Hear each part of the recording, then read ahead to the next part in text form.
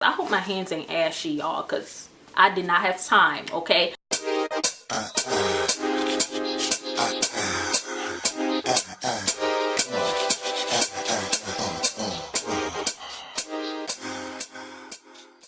Hello guys, it is your girl Jasmine Fox back at it again for another video, okay? Today I'm going to be sharing with you all my best top winter hair care tips. So I hope that you all enjoy this video. Please do not forget to like, comment, and subscribe. If this is my last video before the new year, I definitely hope you all have a wonderful New Year's. Merry Christmas, happy holidays to all of you. And yes, let's make 2020 a banging year, okay? So yes, y'all, I love you all so much, and let's get into the video. All right, guys, so over on my Instagram, I asked you all, what is your #1 winter hair struggle? Here is the post that I had posted, y'all, and quite a few of you had commented. I have all of y'all's, you know, struggles and concerns. I'm not going to give anybody's names because I don't know if everybody's comfortable with that, but I'm just going to let y'all know what the concerns were and my advice for you. So #1, okay, is dryness, okay? Who doesn't struggle with dryness in any season with their natural hair? So my advice for dryness, y'all, is to find the perfect balance of hydration, humectants, sealants, and anti-humectants, okay? So just to briefly describe that, okay, when I mean hydration, so water is the best moisturizer, okay? And then you have aloe vera juice. You also have hydrosols, which are otherwise known as like flower waters, so rose water, lavender, things like that, but anything H2O. And I really like to stress that to my natural hair sisters, because you know, sometimes we think it's just about butters and oils, but when your hair is dry, don't think, oh, I need to be putting in less water. No, more water, okay? Humectants, we know, y'all, are things that draw moisture from the outside environment into our hair, okay? So, you know, glycerin, honey, agave nectar. Some people are afraid of glycerin, are afraid of anything that draws moisture from the air, but y'all, you have to have humectants to keep the water into your hair, because just water and just oils and butters aren't going to do that. You know, humectants are kind of what is the glue that's keeping that water and that moisture and oil on that hair shaft, okay, ladies, okay? Anti-humectants are things that keep moisture from getting in. So that's when we love our heavier, you know, butters like shea butter and things like beeswax, lanolin, even things that are going to create a film on the hair to keep that moisture from getting out, while still those humectants are working to bring some moisture in. So it's just a balance, okay? And then lastly, y'all, are sealants. So we know that oils are sealants. I have a video I'll link in the, you know, info card somewhere up here of my favorite nourishing hair growth oils, okay? There are some exceptions of oils that actually penetrate the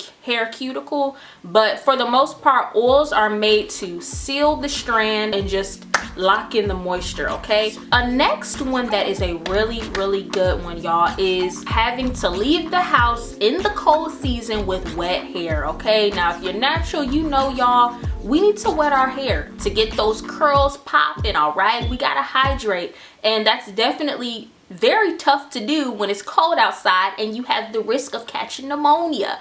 So here are some things that I have learned to work around that. Take advantage of like wash and go. So we all know what a wash and go is, when you style your hair and then you preserve it throughout the week. If you've ever heard of like dry wash and goes, or you know, damp wash and goes, which I call them, so that's basically when you're doing your hair routine, but you're doing it on not soaking wet hair, okay? Because I know soaking wet hair is the best, but during the winter time, if you're trying to style your hair the day of or something, that's really dangerous. Like this morning, I had to wet my hair, but I did it on like damp hair. So I was still able to get some definition, even though my hair wasn't soaking wet, but it dries extremely faster. Also, braid outs, twist outs, take advantage of those, y'all, okay? So the night before, braid your hair so that the next day is dry and set and ready to go. You can do whatever you want with it because it's already got definition. If you want to do a bun, if you want to wear it out, half up, half down, that's what I suggest, okay? So one of my next concerns was someone who commented about their hair and their scalp getting dry so fast, okay? So I've already covered hair. With the scalp, remember, it's your skin, okay? So same thing, hydration, okay? Watering that scalp. Also, you know, head massages. Head massages are great because when you're massaging your scalp, you're increasing the blood flow and causing that area to really focus on healing and regenerating new cells and all that good stuff. Quick testimony, my dad, y'all, who has a very full, luscious beard, okay, he was having a lot of like flakes, dry flaking, things like that.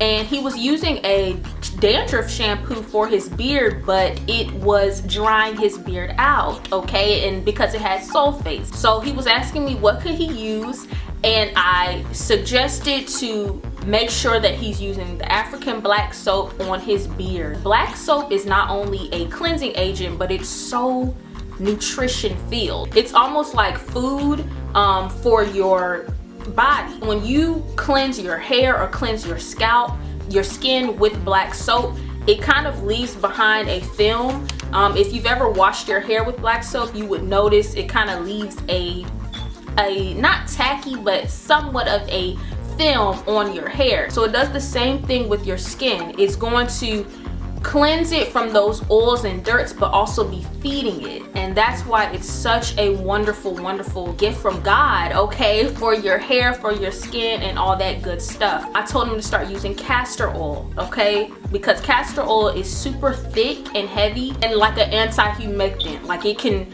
really create a strong barrier on the surface that it's placed on so that there's no moisture getting out of it. He started rubbing that castor oil into his beard, into the skin, and no more flakes, y'all, by the grace of God. So another one was climate control, okay? Climate control. So climate control just is basically your hair isn't popping the way it should be in your environment, okay? So again, the balance to that is finding a styler that fits your environment and fits your hair's needs. This is when I talk about my humectants again, which we need in all seasons. If it is super dry, cold outside, then use something with a humectant not as super high, because there's no moisture to draw from the air, which means your hair gets drier faster. If it's super hot and humid outside, then also use a product that does not have as high of a humectant. Now, here's what I also say is that it's all about balance, y'all. There are people who can get bomb, you know, styles with humectants high in the ingredient list because that particular formula may have a really nice balance of a humectant and anti-humectants. Products like that are ones like with a butter like Shea butter and glycerin, and you see that really in the top range, and that's because they're kind of working in a synergy, okay? Look at your phone, you know, iPhones, look at your weather, okay? It will tell you the percentage of humidity outside, and then that way you can determine what styler to put on. Another good tip, y'all, is if you place oil on your hair before your styler, it can act as a barrier to prevent frizz, okay? So in my moisture and length retention routine, I do that by applying oil like before your styler. It kind of creates a barrier so that even if there are a strong amount of humectants in your styler, they're not going to affect that shaft as much. Okay, so the next one was styles to wear with hats or something protective for your head when it's cold. Now that's very important because you do want to make sure your head is protected. Whenever I want to wear a hat, period, I always do low styles. So if that's like a low bun, a low ponytail, a low braid, anything that's keeping the top of my head sleek down so that the hat can be on. Try low styles or braids, like French braids you can wear with hats. There's also these really cute little satin like caps I've seen before. They've been out for a while. They're like satin on the inside. If any of y'all know what those caps are that are satin on the inside and kind of like a beanie, then y'all comment down below. If you're somebody who wants a more elongated look with your beanies or your caps, again, braid outs, twist outs, these are wonderful techniques, y'all, to kind of just loosen your texture some, because I know sometimes it can be tough to get all your curls, y'all, and your caps, okay? Another person had said their hair being frosty, and I had to reach out to you, girl, because you know who you are, because I wasn't sure what they meant by frosty. She meant like she wears Eco Styler gel, and when she goes out, her hair is very dry and not soft. Put a really softening agent underneath that gel to loosen the cast that it'll have once it sets. For those of you who really just like to be like, once I style my hair, I don't want to worry about it getting, you know, crunchy when I'm out. I just want it to be set and soft. Then that's what I would suggest, is doing your butters or your conditioning agents either before or after that gel, so that it's going to negate that hard crunchy cast. And then also, for those of you, if you're concerned about hair flaking while we're on gels, mix your products together, okay? If they're clumping in your hands, that means that they are flaking and they don't mix, okay? If they're coming together very smooth, then that means that they do mix, okay? And it's a go.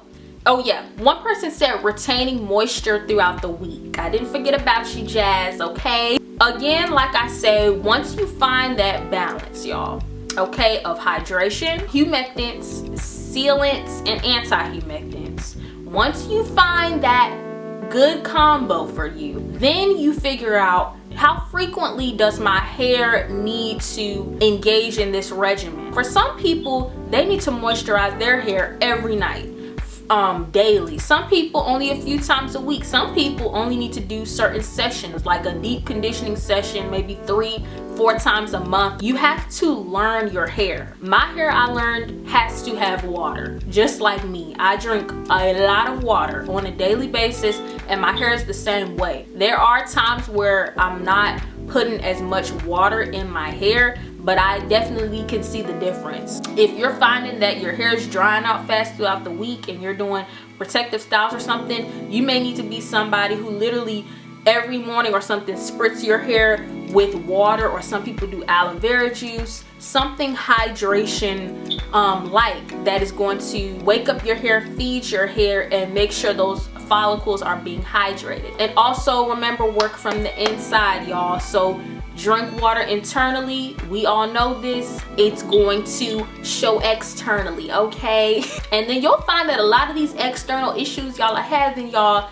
will just disappear, okay, when you start feeding the source inside. So yes, y'all, I hope that I answered all of y'all's questions and struggles and concerns. If y'all have any more struggles, y'all, comment down below, okay, and I'll be glad to address those. By the way, guys, I know that a lot of you have been reaching out to me concerning my moisture cream, which I first kind of introduced in my moisture and length retention routine video. I have been loving using my own natural hair products, and I'm so excited to make this available for you all. So it is coming, okay? So y'all make sure you have tapped the bell next to the subscribe button so that y'all can be notified as soon as it comes out, okay? So you can be ready. And this is what I have in my hair today, okay? Styled and looking juicy. So I love you all so much. Have a wonderful holiday season. Have a wonderful new year. I speak great things, blessings, life, joy, prosperity into all of y'all's lives. Thank you so much for being a wonderful support for me throughout this year and so many years. And I thank you